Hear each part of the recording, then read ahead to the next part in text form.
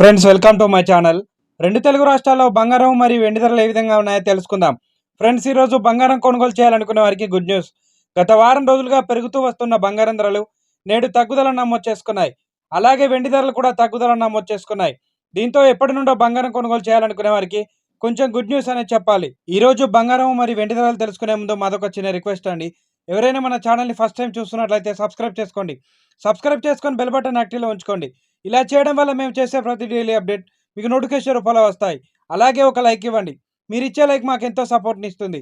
ఇక రెండు తెలుగు రాష్ట్రాలైన ముఖ్య పట్టణాలు హైదరాబాద్ మరియు విజయవాడ, విశాఖపట్నం బిలియన్ మార్కెట్లో 22 క్యారెట్ల 10 గ్రాముల తులం బంగారం ధర 80,100 రూపాయల వద్ద సేల్ అవుతుంది. 22 క్యారెట్ల 8 గ్రాముల బంగారం ధర 64,080 రూపాయల వద్ద సేల్ అవుతుంది.